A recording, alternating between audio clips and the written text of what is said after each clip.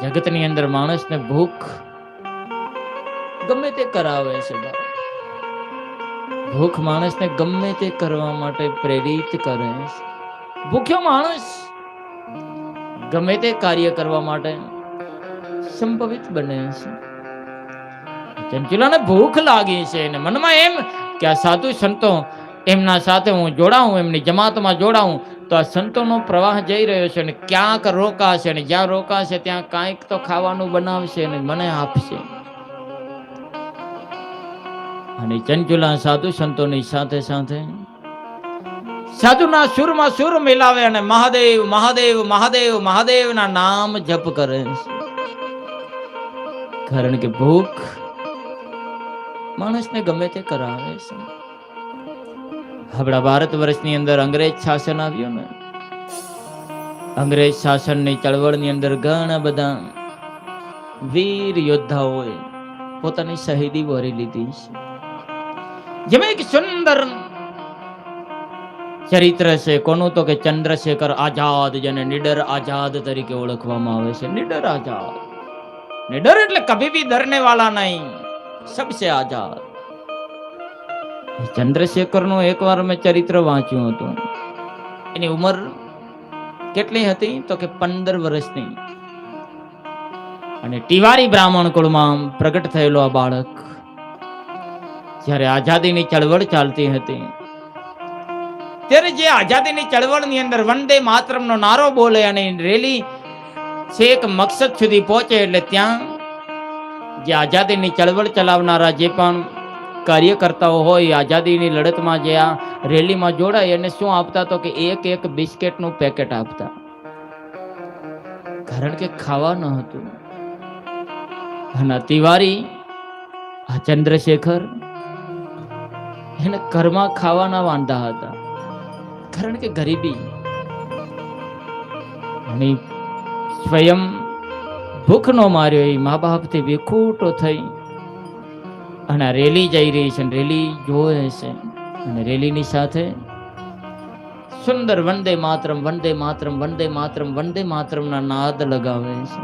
ઇન્કલાબ જિંદાબાદ, ભારત માતા કી જય, વંદે માતરમ એનો નાદ લગાવે છે. અને સ્વયં ચંદ્રશેખર એ 15 વર્ષનો નાનકડો બાળક છે. ભૂખની પીડાથી સ્વયં ઇન્કલાબ જિંદાબાદ થી જોડાય છે. એટલે પછી ત્યાં અંગ્રેજ પોલીસ શું કરે છે? તો કે ગોળીબાર કરે છે. બધાને ધરપકડ કરવાની તૈયારી કરે છે.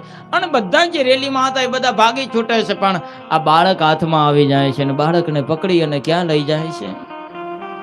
તો કે કોર્ટની અંદર નામદાર જજની સામે ઉભો કરે છે.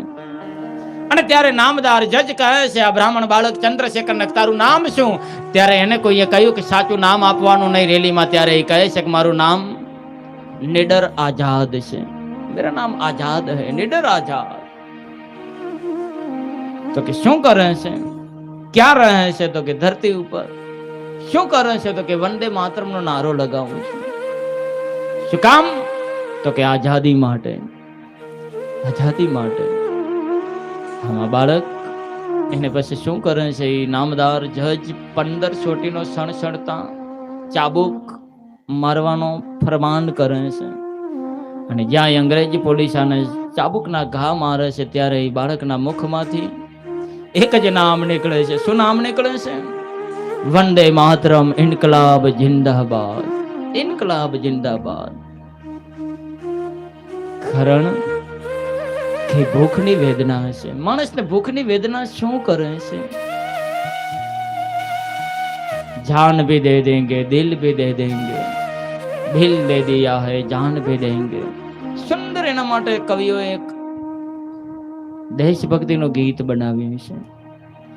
સ્વયં ચંદ્રશેખર એને મનની અંદર ભૂખની વેદના સહન થતી નથી ને ભૂખની વેદના સારું કરીને આઝાદીની ચળવળમાં જોડાય છે એક બિસ્કિટના પેકેટ માટે. ને જ્યાં સણસણથી ચોટીઓના માર ખાય છે ને ત્યારે એના હૃદયમાંથી કેવો ભાવ પ્રગટ થાય છે? દિલ દે દિયા હે જાન ભી દેંગે હે વતન તેરે लिए दिल दे दिया है जान भी है वतन तेरे लिए हम जिएंगे और मरेंगे है वतन तेरे लिए दिल दिया है जान भी देंगे है वतन तेरे लिए। ભૂખની વેદના પછી જાય 1 2 3 4 5 7 12 સોટીનો માર થાય છે ને પછી એના મુખમાંથી લોહીની ઉલટી થાય છે. બેભાન 15 વર્ષનો બાળક બેભાન થઈને ઢળી પડે છે.